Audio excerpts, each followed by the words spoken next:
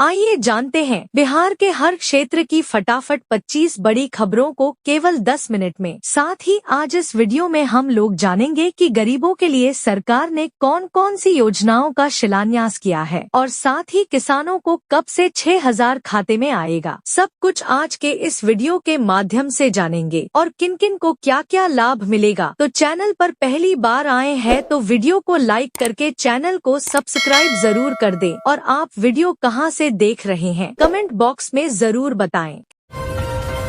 प्रकरण से चर्चा में आई डॉक्टर नुसरत परवीन ने ज्वाइन की नौकरी। जिस हिजाब ने डॉक्टर नुसरत परवीन को सोशल मीडिया से लेकर सियासत तक बहस का मुद्दा बना दिया था, अब उसी डॉक्टर नुसरत ने चुपचाप अपनी ड्यूटी ज्वाइन कर ली है। करीब 23 दिनों के इंतजार, विवादों और कई ऑफर्स के बाद आखिरकार उन्होंने बिहार में ही सेवा का रास्ता चुना और काम पर लौट आईं।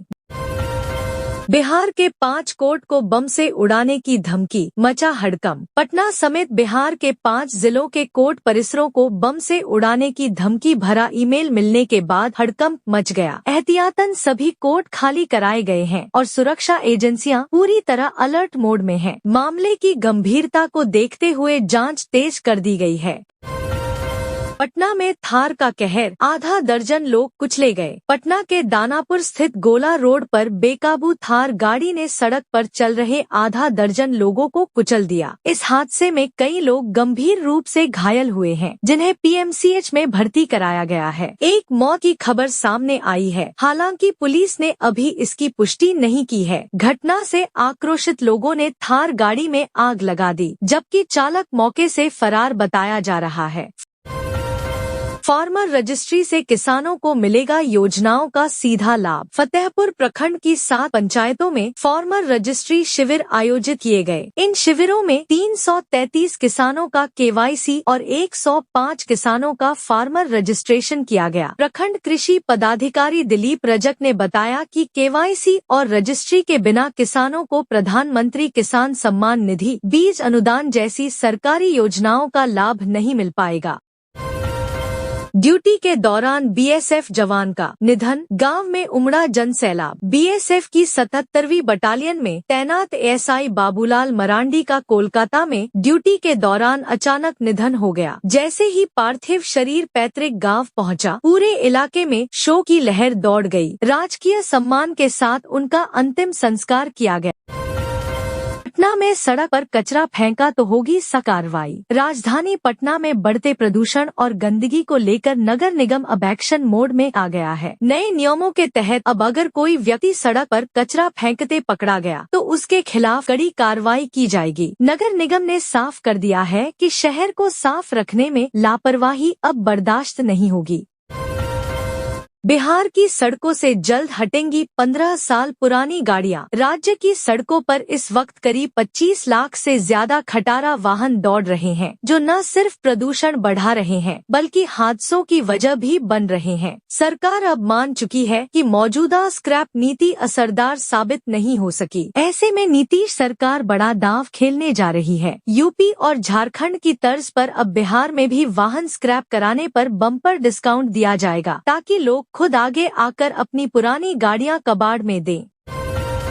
किसानों के लिए खुशखबरी, मुख्यमंत्री गन्ना यंत्रीकरण योजना के तहत बिहार के गन्ना किसानों को कृषि यंत्रों की खरीद पर भारी अनुदान मिल रहा है। ऑनलाइन आवेदन की प्रक्रिया 1 जनवरी से 15 जनवरी तक जारी है। सामान्य वर्ग को 50%, जबकि अति पिछड़ा वर्ग और अनुसूचित जाति जनजाति के किसानों को 60% तक अनुदान मिलेगा। तिरुपति चीनी मिल किसानों को योजना के प्रति जागरूक करने में जुटी है। नालंदा विश्वविद्यालय में वैश्विक संवाद का मंच सजेगा। हिंदी को शोध, तकनीक और वैश्विक संवाद की सशक्त भाषा के रूप में स्थापित करने को लेकर मंथन होगा। देश विदेश से आए विद्वान हिंदी की ऐतिहासिक विरासत, एआई और भाषाई नवाचार, साथ ही संयुक्त राष्ट्र में हिंदी की भूमिका जैसे अहम विषयों पर विचार साझा करेंगे। हाजीपुर से इंसानियत को झकझोर देने वाली खबर, महज 3 दिनों के भीतर दूसरी बार सड़क किनारे नवजात शिशु का शव मिलने से इलाके में सनसनी फैल गई है। सवाल सिस्टम पर है, समाज पर है। आखिर कब रुकेगी ये बेरहमी? बिहार शिक्षा विभाग में घूसखोरी का खुला खेल। बड़े साहब के खुलेआम लेनदेन के खुलासे से हड़कंप मच गया है। एक ओर सुशासन की सरकार का दावा, दूसरी ओर निगरानी विभाग की छापेमारी, रंगेहाथ गिरफ्तारी और नोटों की गिनती, भ्रष्टाचार की परतें एक एक कर खुल रही हैं।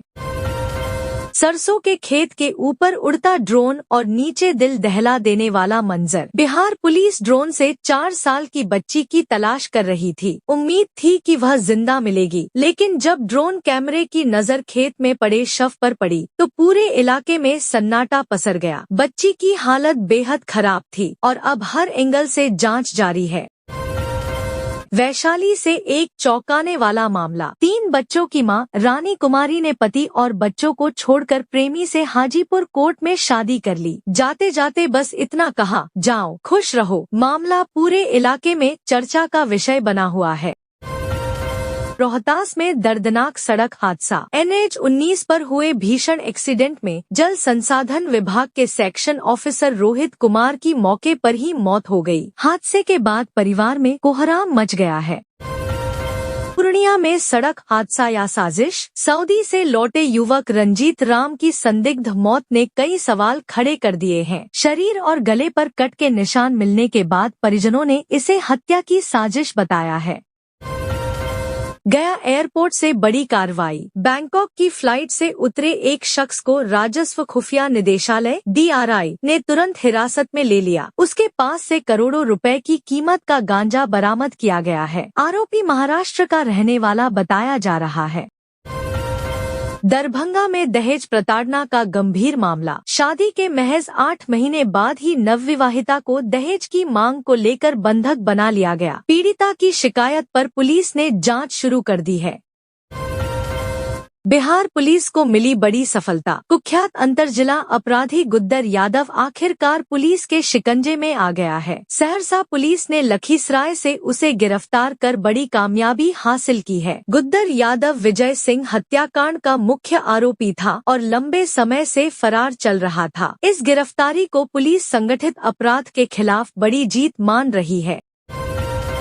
जहरीली शराब बनी काल। नई सरकार, नए साल और जहरीली शराब का पहला मामला। समस्तीपुर जिले में जहरीली शराब ने एक परिवार की खुशियां उजाड़ दी। पिता की मौत हो गई, जबकि बेटे की दोनों आंखों की रोशनी चली गई। इस घटना के बाद प्रशासन में हड़कंप मच गया है और मामला पटना तक गूंज रहा है। देह व्यापार के खिलाफ पुलिस का बड़ा एक्शन। सहरसा जिले में पुलिस ने देह व्यापार के अवैध धंधे पर करारा प्रहार किया है। रेलवे स्टेशन और आसपास के इलाकों में एक साथ छापेमारी कर पुलिस ने 15 लड़कियों को सुरक्षित रेस्क्यू किया। गुप्त सूचना के आधार पर बनाई गई विशेष टीम ने इस ऑपरेशन को अंजाम दिया। नगर निकायों में ऑपरेशन क्लीन।